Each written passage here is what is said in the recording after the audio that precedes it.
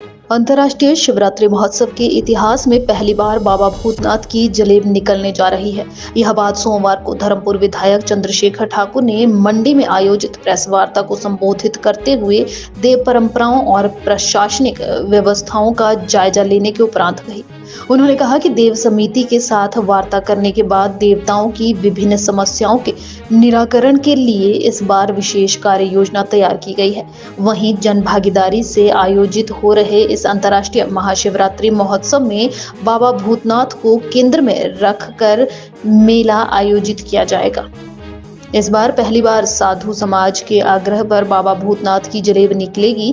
वहीं सांस्कृतिक कार्यक्रम भी पहले की तरह सुचारू रूप से चलते रहेंगे। इस बार मेले में बेहतरीन सजावट होगी और बाबा भूतनाथ को भी फूलों से सजाया जाएगा। मुख्यमंत्री सुखविंदर सिंह सुक्खू का मंडी अंतर्राष्ट्रीय शिवरात्रि महोत्सव में आगमन होगा और 19 को शुभारंभ पर जलेब निकलेगी। उन्होंने दावा करते हुए कहा कि इस बार अंतर्राष्ट्रीय शिवरात्रि महोत्सव नए स्वरूप में दिखेगा। इस बार नए तौर तरीके अपनाए जा रहे हैं। चंद्रशेखर ने कहा कि मेले के दौरान इमरजेंसी सर्विस सुचारू रूप से चलाने के लिए पुलिस विभाग को निर्देश दिए गए हैं।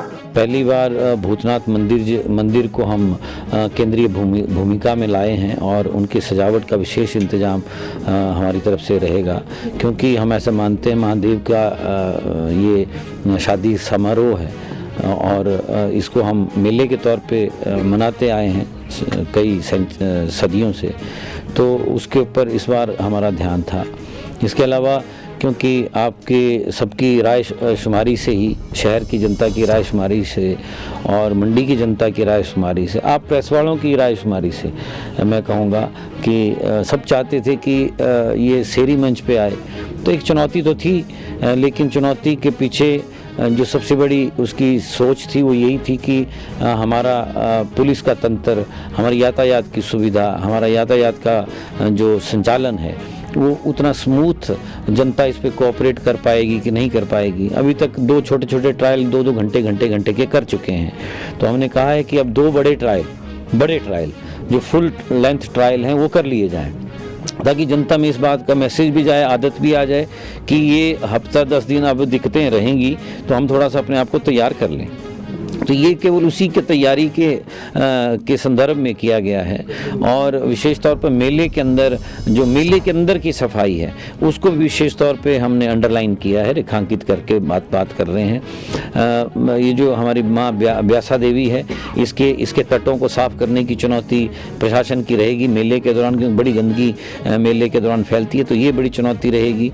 एम्बुलेंस के लिए रोड जो है वो 24 घंटे हम खुला रख पाएँ, वो बड़ी चुनौती रहेगी। फायर ब्रिगेड की चुनौती रहेगी। तो ये उसके बावजूद भी इस बार मेले में और बड़ा आयोजन करके, क्योंकि सरकार बदली है, नई व्यवस्था लागू हुई है और व्यवस्था बदलने की बात माननीय मुख्यमंत्री कर रहे हैं, तो इसलिए मैं ऐसा समझता हूँ देव समाज की भी बड़ा सपोर्ट इसमें हम लोगों को मिली है। हमने भी उनकी जो मूलभूत प्रश्न है हमने उनको समझा है, इसीलिए हमने कहा भी है कि 2 बड़े कार्यक्रम दोनों नवरात्रों में देव समाज के साथ बैठकों का आयोजन होता, कि इनके जो मुद्दे हैं उनके समाधान की तरफ को हम बढ़ें। एक परमानेंट स्टेशन की शुरुआत इस मेले से कर दी गई है। इन लोगों के लिए देवताओं के रुकने की मेले में एक स्थान अभी मॉडल के तौर पर, उसके बाद उसी मॉडल को अगर कामयाब होता है तो उसको रिप्लिकेट हर साल करते चलेंगे, ताकि सब के सब देवता अपने स्थायी जगह पे आ जाएं। और इस बार की ये प्राथमिकता हमने देव समाज को तय करने को कहा है कि वो 40-50 की जो प्राथमिकता उनकी है उसको तय कर ले, ताकि अगले साल से फिर इसको फेज्ड मैनर में हम आगे ले जाएं, ताकि ना प्रशासन को दिक्कत हो, ना देवलुओं को कोई दिक्कत हो। ये मोटे तौर पर आज के निर्णय हैं।